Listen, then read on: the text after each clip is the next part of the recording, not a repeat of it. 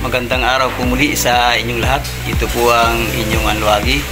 Minsan ay bumabati pa sa inyo ng isang magandang araw sa inyong lahat. Una kong binabati yung aking mga subscriber at sa aking mga viewers na walang sawang sumusubaybay at sumusuporta sa channel na to. Salamat po ng marami sa inyo. Tumatanaw ako ng malaking utang na loob. Dahil kung wala kayo dyan, wala ako dito.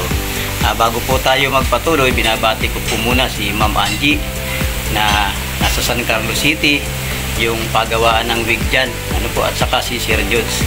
Ma'am, Sir Judes, ingat po kayo palagi dyan at sana'y lagi kayong ligtas araw-araw. So patuloy po tayo at dun po sa mga ngayon lang nadaanan ng video na to, pwede po naman kayo mag-subscribe, wala po namang bayad dyan mga idol, para yung mapanood pa ninyo yung mga nakaraan naming video at yung mga bago pa naming i-upload. At para maging updated kayo, isama na ninyo yung i-click yung ating notification bell dyan para mag-upload kami ng bago, mapanood agad ninyo. Malay natin meron kayong mapulot na idea sa aming mga ginagawang pag-renovate, po. So dito patuloy na po tayo at ito, tara puntahan natin yung ating gagawin.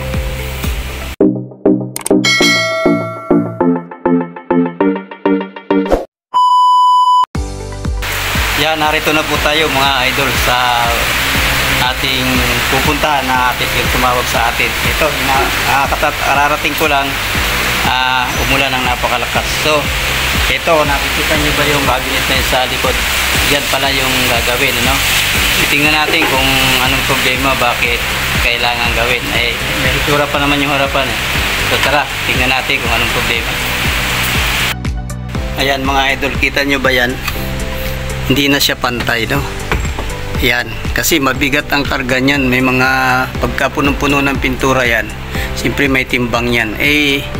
Bumaba na yung kabilang wall doon, yun, kaya giba na. Tapos ito yung cabinet ng driver dito. Nakita nyo mga idol, imported yung kanyang hangiran. Yan ay tubo ng tubig, no? Tapos ito, kaya kung napapansin nyo, nagsasag na. So papalitan na natin yan.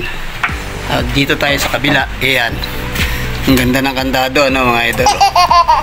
Ayan, ito yung kandado niya. So ito ngayon, papalitan na rin natin to. Ayan, no.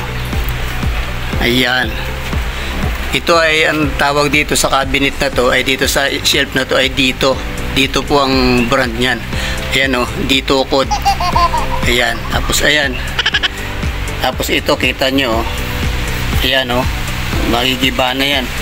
Tapos ito, hindi siya yung talagang plyboard, no, o plywood. Siya ay may frame na 1/2, tapos ano lang to, yung 1/4 na plywood. So yan, gagawin natin yan. Ayun, ang rekomendasyon natin, palitan na natin lahat.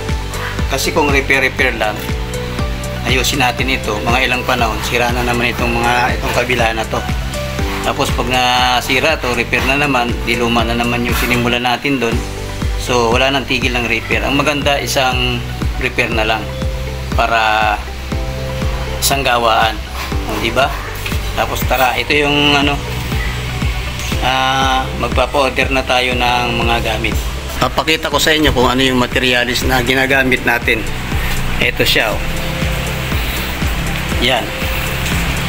Yan yung ginagamit natin, ilalagari na natin ngayon. At hindi tayo gumamit ng dito ng power tools kasi maliit lang naman to. So, ito yung brand na ginamit natin. Ito matibay na plywood talaga. Waterproof po ito, ayan. Marin siya, Yan. Yan o yung brand. Ngayon may piki po na ganyan, ingat po kayo. Pakita ko sa inyo kung ano yung original, no. Pag original mga idol, makikita pa ninyo to, oh. Ayan, 10mm ito, 18mm kumbaga sa 3/4, no, sa iba. So ayan, tuloy natin to, ilalagari lang natin mga idol. Hinati po natin sa tatlo yung isang plywood. Ang lapad po kasi nito 4 feet, no. So dinivide po natin sa tatlo, kaya bali naging 16 inches po siya bawat hati. Ayan, no. 16 inches bawat hati. Tapos 32, ayan, 48. Yan, 4 feet yan. So ngayon, pagka nahati-hati natin yan, di siyempre itong kanto na to, open yan, di ba? So lalagyan natin yan ng molding. Ito yung molding na ginagamit ko. Ano to, 1/2 by 1. So ididikit natin yan ng stick wheel, wood glue. Papakuha natin yan ng D1. Yan, nakikita mo to, D1 pako ito. Yan, ipapako natin yan. Dito natin kakabit yan. Lalagyan natin yan itong stick wheel, no? Dito saka natin ipapako, ganun. Nasa sa inyo yan mga idol kung ipapako nyo ng diretso yung pako o pansamantala lang, dahil pag natuyo na pwede nyo tanggalin uli yung pako para wala kayong makikitang pako dito. So ako minsan ganun ang ginagawa ko. Pwede naman ang ipako na natin ng diretso at mas matibay naman yung nakapako, nakadikit pa. Doon pala sa mga baguhan na gustong mag DIY ng cabinet, kailangan meron kayong pitik, no? Yan, no? Para maganda. Nakikita nyo ba yan, yung guhit na yan? Yan, kailangan pitik. Mahirap yung mga kung ano-ano lang yung ipang guguhit natin dyan. Mas maganda gumamit kayo ng pitik para tuwid, no? Gaya nito, kita nyo ba to? Ito pinasadya ko pa to, bakal tong pinakang gulong, tapos itong ano niya, fibra. Pinasadya ko yan, ha? Alam mo kung kailan pa ito? Ayan, no? 11/15/90. So ganun na yan katagal mga idol. So alam na kung ilang taon yung karpintero si Alwagi. O ayan, ganun lang, tip lang sa mga baguhan. Ayaw namang magagaling na, ay okay na, tumulong na rin lang tayong magturo sa kanila.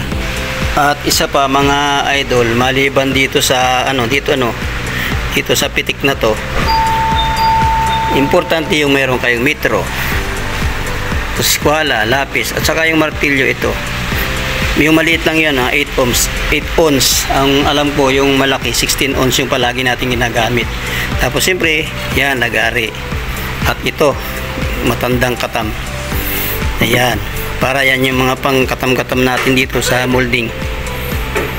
Yun.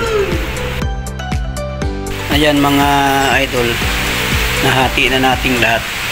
Yung dalawang plywood ay hinati natin sa tatlo, kaya doon sa dalawa nagkaroon tayo ng 6.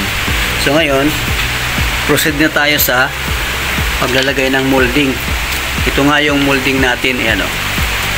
Yan yung uno media o 1/2 pala, sorry, 1/2 by 1, ano po, 8 feet ang hinuha natin para eksakto lang dito sa haba ng ano ito. Ayan, ayan mga idol, iaabang ko na yung papakuha ko na itong molding para pagdating dun sa kakabit ko na dun sa plywood, pukpok na lang ako ng pukpok kasi sa isa-isa pa natin yan. Yan ang gagawin, ganyan ang ginagawa ko. Mga ano lang yan, 4 inches yung pagitan. At saka uno yan, no? Uno yung kako yan, no? Yan, finishing nila, wag yung may ulo. So ganun lang mga idol, gagawin ko muna lahat ito, saka ako ngayon ipapako din sa smooth plywood at lalagyan muna natin ng stick wheel. Ito yun, no? Yan, para matibay. Lalagyan natin muna, saka natin ito ipapako. Ayun mga idol, lalagyan na natin ng stick wheel, no? Ang kagandaan nito, pag pinutol mo, sakto yung lalabas, eh. Yan.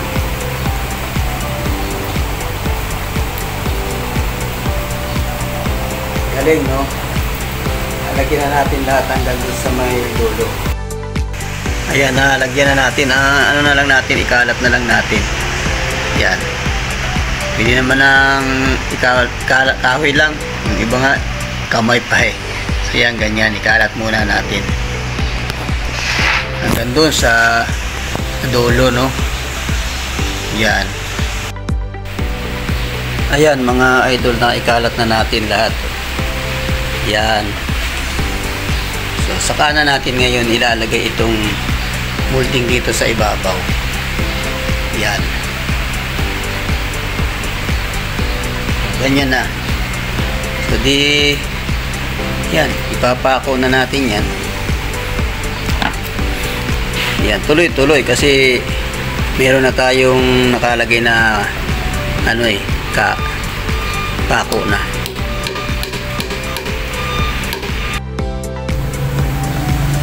So ayun, tuloy-tuloy na natin ipako hanggang doon sa dulo. Naalala ko mga idol, yung una kong post ng ganito, may nag-comment. Ang sabi nila basic daw. Yes, ito naman basic lang talaga to mga idol, do sa marunong na. Pero do sa mga hindi pa nakataalam, hindi basic ito kasi nangangapa pa sila. So basic to sa mga marunong na. Kaya lang, ang hirap ko sa mga nagsasabi na nagko-commit ng basic, hindi naman sila nagtuturo. Dapat tuturo naman sila dahil hindi lahat naman ng tao pinanganak marunong na, diba? So yun, kaya ito pinagtatagaan ko itong ituro. Kaya mahirap din naman mag-isa-isa, no? So ginagawan ko ng paraan para yung iba naman na gusto matuto mag-isa, di makita nila kung ano yung tamang proseso. Ayun, yun lang po yun. Sinutuloy natin ito. Yan, pagkatapos natin ipako, kita dito, di ba, maraming mga sobra-sobra na ganito. Yan yung glue. Kailangan mayroon kayong tubig, no? Tapos mayroon kayong sponge. Yan. Nilinisin nyo yan. No? Yan. Kasi ano yan, makakasira yan sa sa varnish. No? Sa pintura pwede, kaya lang siyempre nakabukol din naman siya, kaya lilinisin natin yan ng basang sponge para matanggal yung iba, yung sobra, yung excess na ginamit natin glue. Ganun lang mga idol, sana may natutunan kayo. Kayo maniwala kasi nagsasabi ng basic. Totoo naman basic lang kung ginagawa natin pag marunong na tayo. Pero kapag mga baguhan, hindi pa natin alam yung mga technique dito ba. So yun, ito, sana may natutunan kayong konti sa mga beginners. Ayan mga idol, nalinis na natin yung excess ng glue, no? Kita nyo diba may mga sobra-sobrang ito, oh. So, saka natin ngayon yung kakatabi. Ayan. So, kailangan manipis lang yung talyo para hindi natin masagasaan itong pinakang surface ng plywood. So, ganun lang. Ayan o. Halos walang ayos siya eh. Ayan. Ayan o. Napakanipis yung pinakain niya. Kailangan pantay lang dito. Iwasan yung masagasaan ito. Ayan. Idol, natapos na natin yung pagkakabit natin ng molding. Ayan. Lahat yan. Yan. May glue yan para matibay. Tapos napapansin mo yung mga sobra. Yan.